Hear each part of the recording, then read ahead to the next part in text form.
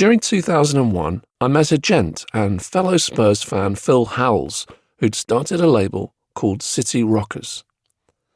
I should say that in starting my book with I met a gent, I may be swiftly creating the impression that I am a sociable sort. It's not that I can't be, it's more that I prefer dogs.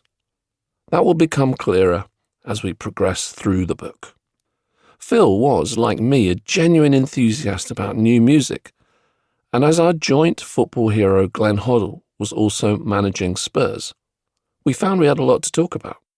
Now, if I have by the middle of only this second paragraph now created the notion that in fact I only like dogs, music and football in that order, this will also prove to be quite false. The purpose of starting the book with my meeting with Phil is to signpost the chain of events that it kick-started. So I guess there's life before Phil and life after Phil, but Phil is where we must begin. You could say that in 2001, I was a few steps into my second career, or I could say it makes more sense if I say it. In 2001, I was running. If sporting terminology was appropriate here, limping along would probably be more accurate. An independent record label that my former bandmate Robin Guthrie and I had started together back in 1997, just prior to the sudden but kind of to be expected demise of our beloved band Cocteau Twins, when singer Elizabeth Fraser called me to say she couldn't continue. Something about difficulties being in a band with her ex-boyfriend and father of their daughter, and a whole host of related and unrelated issues. It still seems strange to me that in 2022 I celebrated 25 years of running the record label Bella Union, especially given how bad our experiences were in the last couple of years at 4AD, and again during all of our time signed to Fontana, part of the major label conglomerate Universal. This running a label thing was never a career path I considered, even during the first few years of doing it. It just sort of happened. Robin exited Bella Union stage left soon after, moving away to France, and I continued to stumble from one near disaster to another, like Oscar Isaac in the Coen brothers' Inside Llewyn Davis. The sole reason for the existence of Bella Union was initially only to release Cocteau Twins music, so to have spent the last quarter of a century putting out no Cocteau Twins records at all does make me laugh, apart from when it makes me cry.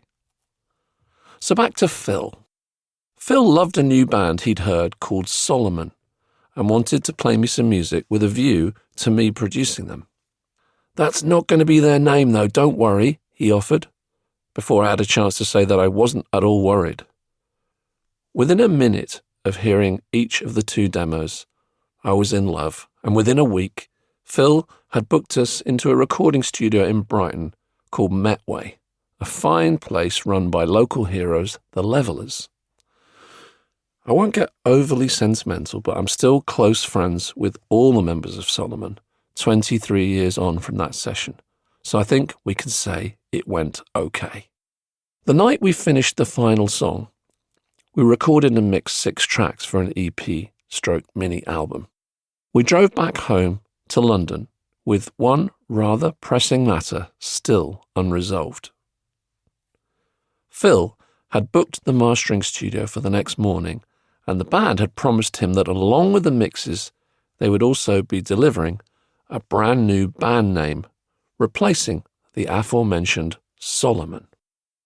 Before dropping everyone home, we stopped by the old Bella Union label office in Twickenham to unload some drums and amps, all the while time slipping away with dawn fast approaching, the deadline looming, and singer Leela frantically looking around the office for some divine inspiration for her new band name.